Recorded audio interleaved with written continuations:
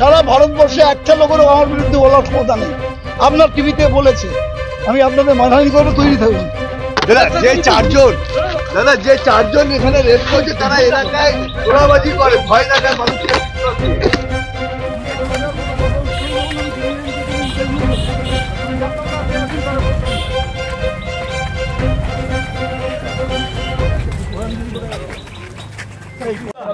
সবার আগে বলবো একটা কথা, গর্বের সঙ্গে বলবো যে সারা ভারতবর্ষের মধ্যে পঞ্চায়েতের নিজস্ব ল্যাবরেটরি এটা প্রথম। এর মধ্যে যা যা মেশিনারি আছে, আজকেরও অনেক ল্যাবরেটরি আছে সেখানে নেই। যা যা মেশিনারি আছে, এখানে প্লাস্টিক তৈরি করার মেশিনারি আছে, এখানেতে কি বলে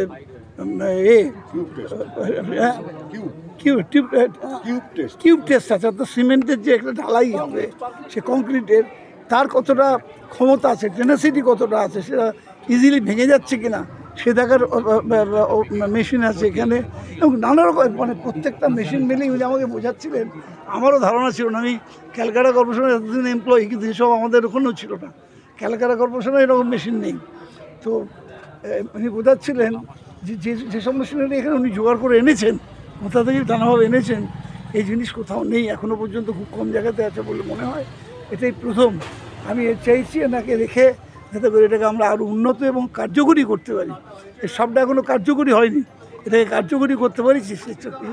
এই যে অর্গানিক সারের যে প্রকল্পটা উদ্বোধন করছে, এই এলাকায় তো কৃষি জায়গা আছে কিছুটা, কতটা উপকারে লাগবে এখানে?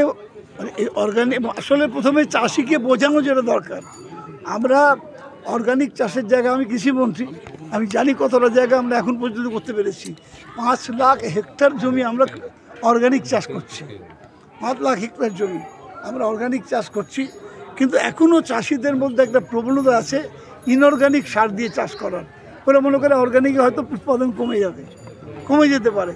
সেটা অনেকে চ্যালেঞ্জ করছে, যারা যে অর্গানিক করছে তারা আজকে অনেকেই চ্যালেঞ্জ করছে যে আমরা দেখিয়ে দেবো যে অর্গানিক ইনঅর্গানিকের মধ্যে পার্থক্য নেই, সমান তারা উৎপাদন দিচ্ছে। প্রোডাকশানটাই তো চাষির কাছে সবচেয়ে বড় কথা। ও তো চাষ করবে না, আমিও করবো না, চাষি করবে। চাষি ভয় পায় যদি আমি অর্গানিক সার দিই তাহলে আমার বেশি উৎপাদন হবে, এই ইনঅর্গানিক সার দিই তাহলে বেশি উৎপাদন হবে। এই ভুলটা তাদের ভাঙিয়ে দিতে হবে এবং প্র্যাকটিসটা আস্তে আস্তে করছি আমরা। এবং আমরা নিজেদের তরফ থেকে, ডিপার্টমেন্টের তরফ থেকে আমরা চেষ্টা করছি যে অর্গানিক সার নিয়ে নেবো। হ্যাঁ, অনেকে যদি ছাদের উপর চাষ করে তারা কিন্তু এই অর্গানিক সার নেবে, অনেকেই নেবে, বাড়িতেও নেবে। আমি তো আমার বাড়িতে জায়গা নেই, আমার বাড়িতে আপনারা যদি যান অবাক হয়ে যাবেন যে আমি এরা সব গাছে দেখেছি কত টবে কত গাছ করেছি। আমি এখন আজকে গুনছিলাম, একটা লেবু গাছে কটা করে লেবু হয়েছে। লেবু গাছ আছে, পেয়ারা গাছ আছে, আপেল কুলের গাছ আছে, আমার বাড়িতেই আছে। ওই জলের ট্যাঙ্কের ওপরে টব রেখে করেছি। গোলাপ গাছ আছে, সূর্যমুখী গাছ আছে, ডালিয়া ফুলের গাছ আছে, সবই আছে। সেখানে আমি অর্গানিক চাষ করি, আমার বাড়িতে আমি অর্গানিক চাষ করি। এই যে বার্তাটা অর্গানিক চাষ ভালো, সেটা আমাদের তরফ থেকে শুনুন, আমাদের বিরাট বড় ডিপার্টমেন্ট, আমাদের তরফ থেকে প্রতিনিয়ত, কারণ আলটিমেটলি জেনে সারা পৃথিবীকে কিন্তু অর্গানিকের দিকে যেতে হবে, সারা পৃথিবীকেই যেতে হবে। যেমন আজকাল কবিরাজি ওষুধের ডিমান্ড বেড়েছে না, ঠিক তেমনি আলটিমেটলি অর্গানিকের দিকেই যেতে হবে। কিন্তু সেটা কৃষককে বোঝাতে হবে এবং সেই ধরনের অর্গানিক সার তৈরি করতে হবে যাতে করে কৃষক উপকৃত হয়। কৃষক মারা যাবে আর আমরা অর্গানিক চাষ করবো, তা তো হবে না।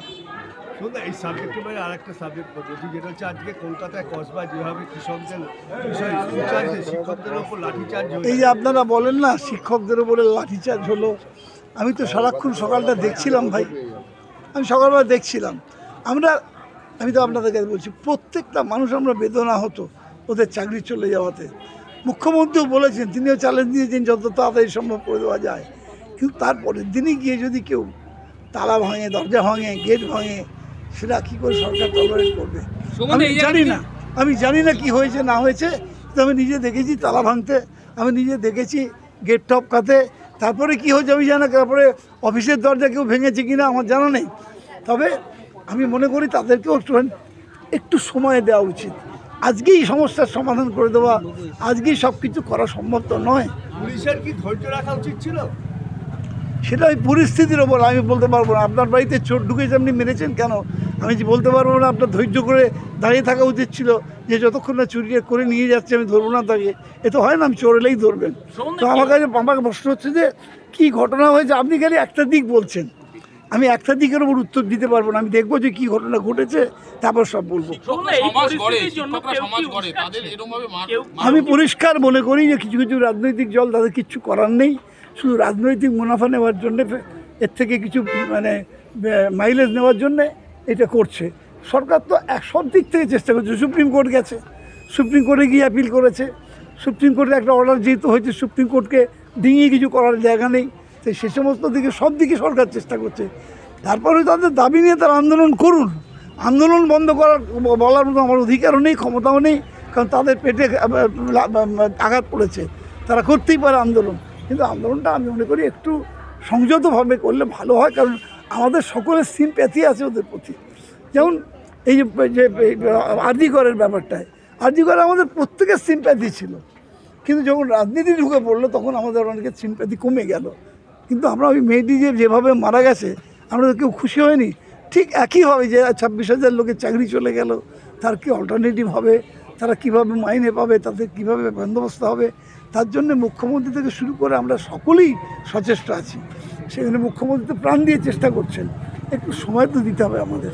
আপনি বিধবা মহিলাকে 3 দিন আগে তুলে নিয়ে 4 যুবক ধর্ষণ করেছে, কি বলবেন?